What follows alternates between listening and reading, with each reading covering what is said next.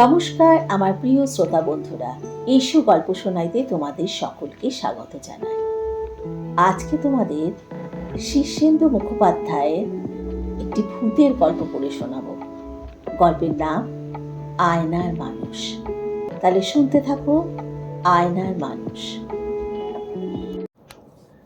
শক্তপোক্ত মানুষ হলে কি হয়, গদাধর আসলে বড় হয়রান লোক। 3 বিঘে পৈতৃক জমি চাষ করে তার কোনো ক্রমে চলে। বাস্তু জমি মোটে বিঘেটাক। তাতে তার বউ শাক পাতা লাউ কুমড়ো ফলায়। দুঃখে কষ্টে চলে যাচ্ছিল কোনো ক্রমে। কিন্তু পরাণবাবুর নজরে পড়েই তার সর্বনাশ। পরাণবাবু ভারী ভুলো মনের মানুষ। জামা পরেন তো ধুতি পরতে ভুলে যান, হাটে পাঠালে মাঠে গিয়ে বসে থাকেন। জ্যাঠামশাইকে ছোট কাকা ডেকে বিপদে পড়েন। লোকে আদর করে বলে পাগলু পরাণ। তবে পরাণবাবু মাঝে মাঝে অদ্ভুত অদ্ভুত কথা বলে ফেলেন। একদিন গুরুপদকে বললেন, ওরে সাধুচরণ, চারদিকে চোর, খুব চোখ রাখিস বাবু। তা সত্যি সেই রাতে গুরুপদের বাড়িতে চোর ঢুকে বাসনপত্র নিয়ে গেল। আরেকদিন লক্ষ্মীকান্তকে বলে বসলেন, রজনীকান্ত যে, তা বিষ্ণুপুরে বেশ ভালো আছো তো ভায়া? লক্ষ্মীকান্তর বিষ্ণুপুরে যাওয়ার কথাই নয়, যায়ওনি কোনো দিন। কিন্তু আশ্চর্যের বিষয়, এর কিছুদিনের মধ্যেই বিষ্ণুপুরে একটা মাস্টারির চাকরি হয়ে লক্ষ্মীকান্ত চলে গেল। যাওয়ার আগে সবাইকে বলে গেল, পরাণবাবু ছদ্মবেশী মহাপুরুষ। অনেকেরই সে কথা বিশ্বাস হলো। গায়ের মাতব্বর শশীভূষণ একবার পরাণবাবুর খোঁড়া কুকুর ভুলুকে প্রকাশ্যে ল্যাংড়া বলায় খুব রেগে গিয়ে পরাণবাবু বলেছিলেন, দেখো নিশিবাবু, সব দিন সমান যায় না। ভুলু যদি ল্যাংড়া হয় তো তুমিও ল্যাংড়া। অবাক কাণ্ড হলো। দিন 7 বাদেই শশীবাবু গোয়াল ঘরের চালে লাউ কাটতে উঠে একটা সবুজ সাপ দেখে আঁতকে উঠে চাল থেকে পড়ে বাঁ পায়ের গোড়ালি ভাঙেন। মাসটাক তাকে নেংচে নেংচে চলতে হয়েছিল। তা সেই পরাণবাবু একদিন গদাধরকে দেখে থমকে দাঁড়িয়ে বললেন, তুমি যেন কে হে? মুখখানা চেনা চেনা ঠেকছে। আজ্ঞে, আমি গদাধর লস্কর। চেনা না ঠেকে উপায় কি বলুন? এই গাঁয়ে জন্মকর্ম, ছেলেবেলা থেকেই দেখে আসছেন। আপনার বাড়ির বাগান পরিষ্কার করতে কতবার গেছি, মনে নেই? পথে ঘাটে হরদম দেখাও হচ্ছে। খুবই অবাক হয়ে পরাণবাবু বললেন, বটে, তা তুমি করো কি হে বাপু? আগে এই একটু চাষবাস আছে, 3 বিঘে জমিতে সামান্যই হয়। নাক কুচকে পরাণবাবু বললেন, মোটে 3 বিঘে? ছ্যা ছ্যা, ও বেচে দাও। বলেন কি বাবু, বেচলে খাবো কি?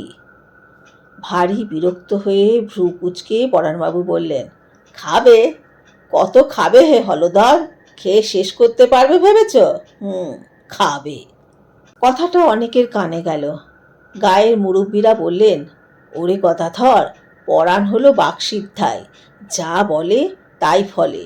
ভালোই ভালোই জমি জামা বেচে দে বাবা। শুনে ভারী দমে গেল গদাধর। শুধু একটা খ্যাপাটে লোকের কথা শুনে এরকম কাজ করাটা কি ঠিক হবে? জমি সামান্য হোক, বছর বছর সামান্য যে ফসলটুকু দেয়, জমি বেচলে যে তাও জুটবে না। তার বউ ময়না ভারী ধর্মভীরু মেয়ে। ঘরে লক্ষ্মীর পট বসিয়েছে, ষষ্ঠী শিবরাত্রি ব্রত উপবাস সব করে। সেও শুনে বলল, পরাণবাবু কিন্তু সোজা লোক নয়, যা বলে তাই হয়। এসব শুনে ভারী ধন্দে পড়ে গেল গদাধর। তার মাথায় যথেষ্ট বুদ্ধি নেই, দূরদর্শিতা নেই, জমি চাষ করা ছাড়া আর কোনো কাজও সে পারে না। একটা পাগল লোকের কথায় ঝুঁকি নেওয়াটা ভারী আহাম্মকি হয়ে যাবে নাকি? কিন্তু গায়ের 5 জনের তাড়নায় আর বউ ময়নার তাগাদায় অবশেষে সে জমি বেচে 1 পোঁটলা টাকা পেল। তারপর মাথায় হাত দিয়ে দাওয়ায় বসে আকাশ পাতাল ভাবতে লাগলো, এই কটা টাকা কয়েক মাসের মধ্যেই ফুরোবে, তারপর কি যে হবে ভেবে বুক শুকিয়ে গেল তার। বিপদ কখনো একা আসে না। জমি বেচা কয়েক হাজার টাকা বালিশের নিচে রেখে রাতে ঘুমিয়েছিল গদাধর। খাটিয়ে পিটিয়ে মানুষ, ঘুমটা বটে একটু গাঢ়ই হয় তার, কিচ্ছু টের পায়নি। সকালে উঠে বালিশ উল্টে দেখল তলাটা ফাঁকা, দরজার খিলও ভাঙা। ফের মাথায় হাত দিয়ে দাওয়ায় বসে পড়ল সে। থানা পুলিশ করে কোনো লাভ নেই, থানা 5 মাইল দূর। তার মতো চাষাভুষো থানায় এত্তেলা দিলে কেউ পুঁছবেও না। তার কাছে টাকাটা অনেক বটে, কিন্তু পুলিশ শুনে নাক সিটকোবে। ময়নারও মুখ শুকিয়ে গেছে। সে মোলায়েম গলায় বলল, ভেঙে পড়ার কি আছে?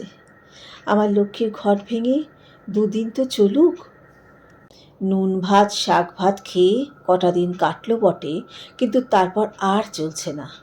ময়না বলল, চলো অন্য গাঁয়ে যাই, দরকার হলে তুমি মুনিশ খাটবে, আমি লোকের বাড়িতে কাজ করব। এই গায়ে ওসব করলে তো বদনাম হবে। বাপ পিতি মোর গাঁ ছেড়ে যাব? তবে কি মরবে নাকি? কাহিল গলায় গদাধর বলল, তাই চলো। পাছে কেউ দেখতে পায় সেই ভয়ে সন্ধ্যের পর 2টি পোঁটলা নিয়ে দুজন গাঁ ছেড়ে রওনা হলো। গাঁ ছেড়ে বেরোতে না বেরোতেই প্রচণ্ড কালবৈশাখীর ঝড় ধেয়ে এলো। আকাশে ঘন বিদ্যুতের চমক, বাজ পড়ার পিলে চমকানো আওয়াজ আর তুমুল হাওয়া। দুজনে হাত ধরাধরি করে পড়ি কি মরি ছুটতে লাগলো। অন্ধকারে পথের মোটে হদিশই পেল না, শুধু টের পাচ্ছিল হাওয়া তাদের প্রায় উড়িয়ে নিয়ে চলেছে। ঝোপ জঙ্গল মাঠ ঘাট পেরিয়ে তারা দিক বিদিক শূন্য হয়ে ছুটছে। বৃষ্টির তোড়ে তাদের জামা কাপড় পোটলা পুটলে ভিজে জপজপ করছে। দমসম হয়ে যাচ্ছে তারা। বাতাসের শব্দে আর বাজের আওয়াজে কেউ কারোর সঙ্গে কথা বলারও সুযোগ পাচ্ছে না। হাঁ করলেই মুখের কথা কেড়ে নিয়ে যাচ্ছে বাতাস। কালবৈশাখীর নিয়ম হলো সে বেশিক্ষণ থাকে না। 8 ঘন্টা পরে ঝড় থামল, বৃষ্টি কমল, কিন্তু চারদিক ঘুরঘুটি অন্ধকার, কোথাও কোনো আলো দেখা যাচ্ছে না। দুজনে একটা জায়গায় থমকে দাঁড়িয়ে পড়ল। গদাধর বলল, এই কোথায় এলুম? ময়না বলল, কিছু দেখতে পাচ্ছি না, আমার ভয় করছে। জমি জামা আর টাকা পয়সা সব হাতছাড়া হওয়ায় গদাধরের আর ভয় ডর নেই। সে ময়নার হাতখানা শক্ত করে চেপে ধরে বলল, আর ভয়টা কিসের? ময়না বলল, চলো ফিরে যাই। গদাধর একটা শ্বাস ফেলে বলল, ফিরবো বললেই কি ফেরা যায়? এই কোন জায়গাটায় এসে পড়লুম তাই বা কে জানে। পথঘাট আন্দাজ করা কি সোজা? ঝড়ের ধাক্কায় অনেকটা এসে পড়েছি। চলো দেখি একখানা গ্রাম ট্রাম পাওয়া যায় কি না। অন্ধকারে ঝোপ জঙ্গল ভেঙে তারা ধীরে ধীরে এগোতে লাগলো। গ্রাম বা লোকবসতি পেলেই যে আশ্রয় মিলবে এমন ভরসা নেই।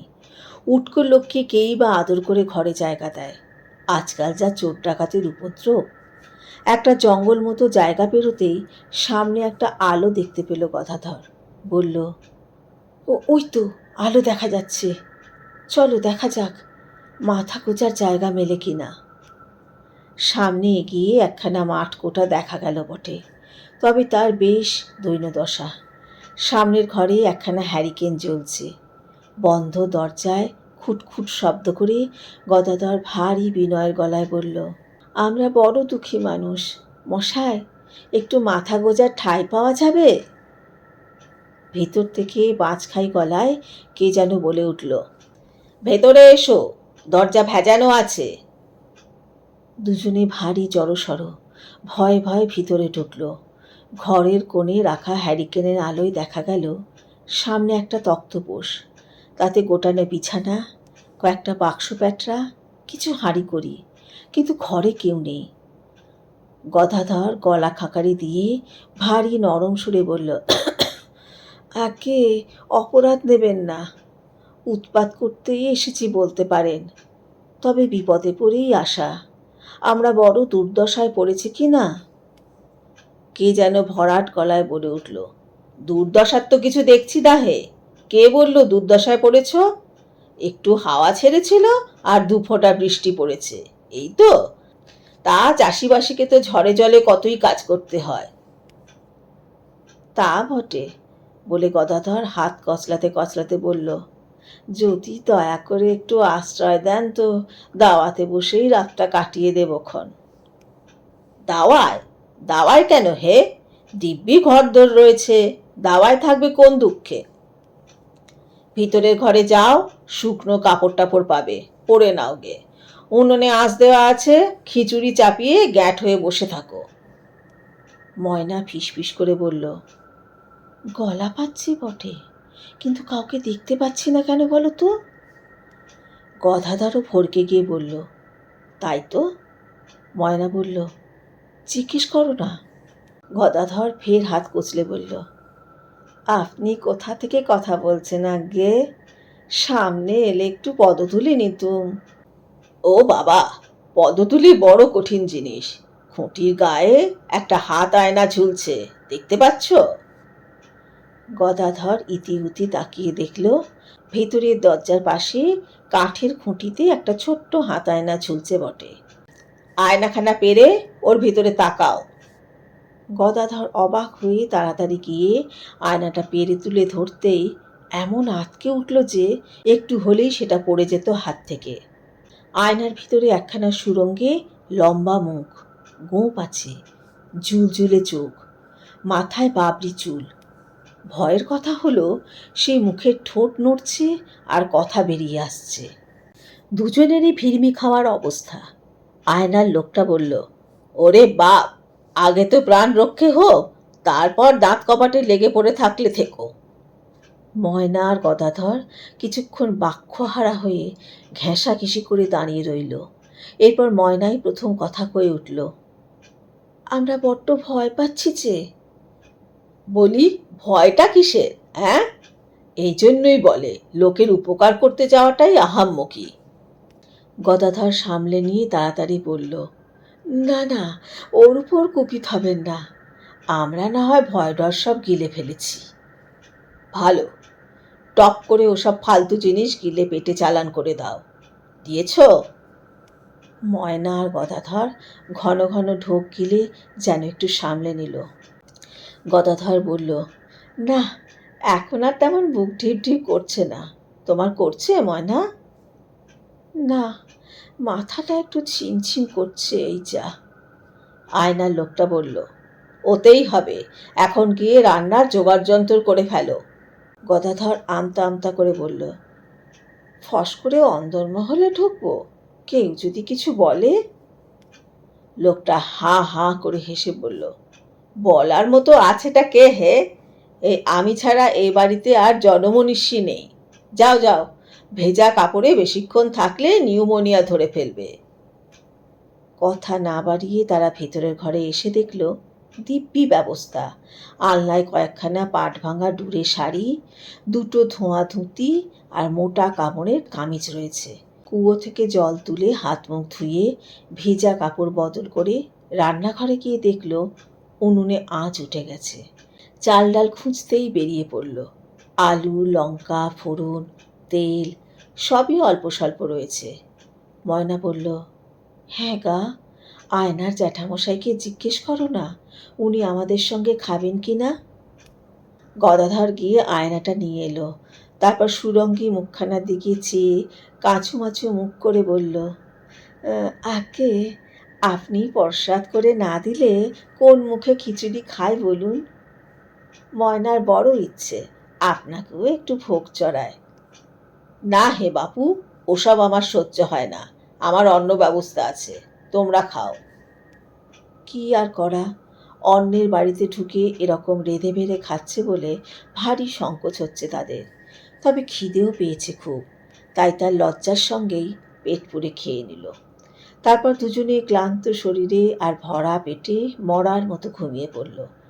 ভোরবেলা ঘুম ভাঙার পর গদাধরের মনে হলো গতকাল ঝড়ে বৃষ্টিতে পড়ে তার মাথাটাই গুলিয়ে গিয়েছিল, তাই বোধহয় একটা আজগুবি স্বপ্ন দেখেছে। ময়নাকে ডেকে তুলে জিজ্ঞেস করতে ময়না বলল, দুজনে কি একই স্বপ্ন দেখতে পারে? তাহলে ব্যাপারটা কি? তার আমি কি জানি। বাইরে কে যেন কে আছো হে, কে আছো বলে চেঁচাচ্ছিল।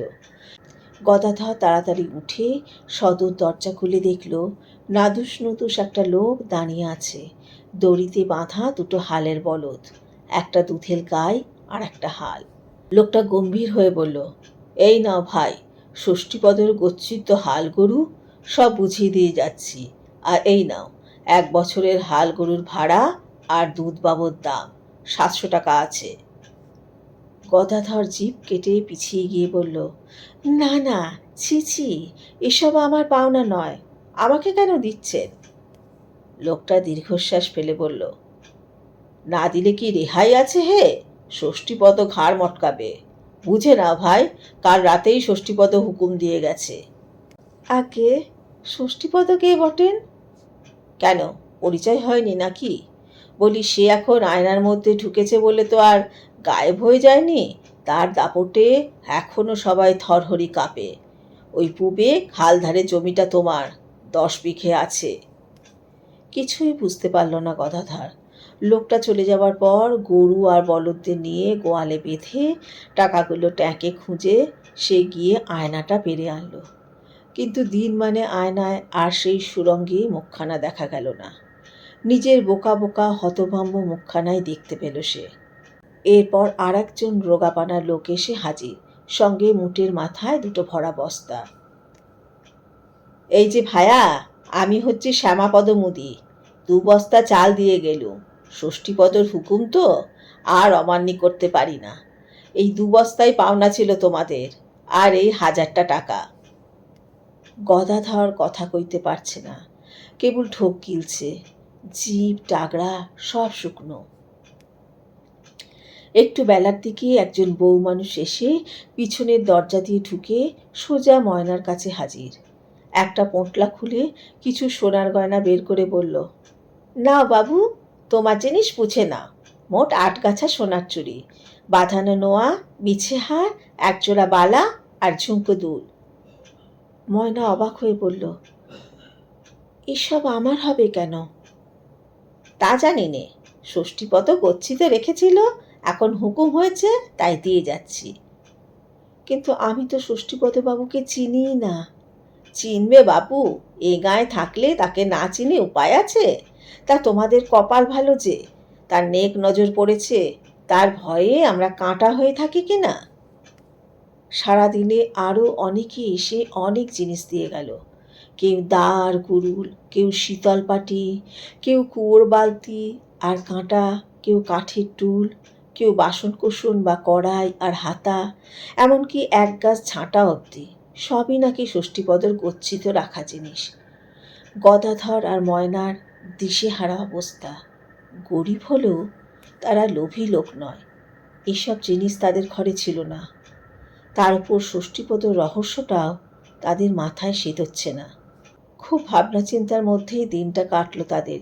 সন্ধে হতেই হঠাৎ সেই বাঁচখাই গলা, সব জিনিস ফেরত দিয়ে গেছে তো? গদাধর তাড়াতাড়ি আয়নাটা পেরে দেখল সেই সুরঙ্গে মুখ। কাঁপা গলায় বলল, এসব কি হচ্ছে বলুন তো মশাই, আমরা যে কিছুই বুঝতে পারছি না। লোকটা ধমক দিয়ে বলল, বেশি বুঝবার দরকার কি তোমার? কাল থেকে তেঁতুলতলা জমিতে হাল দিতে শুরু করো। আমরা কি তবে এখানেই থাকবো? তবে যাবে কোন চুলোয়? ময়না পিছন থেকে ফিসফিস করে বলল, ওগো, রাজি হয়ে যাও। গদাধর গদগদ হয়ে বলল, যে আজ্ঞে।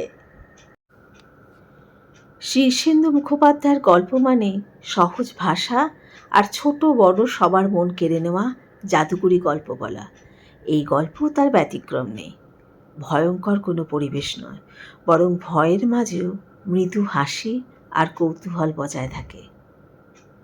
এতক্ষণ ধরে আমার গল্প পাঠ শোনার জন্য আন্তরিক ধন্যবাদ জানাই তোমাদের। কেমন লাগলো আজকের গল্প? যদি আমার গল্প পাঠ ভালো লেগে থাকে তাহলে আমার চ্যানেলটিকে সাবস্ক্রাইব করে লাইক করে পাশে থাকা বেল আইকনটি ক্লিক করে দিও। তাহলে যখনই আমি নতুন গল্প দেব তোমাদের কাছে নোটিফিকেশন পৌঁছে যাবে। আজকের মতো বিদায়, আবার সামনের মঙ্গলবার নতুন কোনো গল্প নিয়ে তোমাদের সামনে হাজির হব। তোমরা খুব ভালো থেকো, আনন্দে থেকো, সুস্থ থেকো।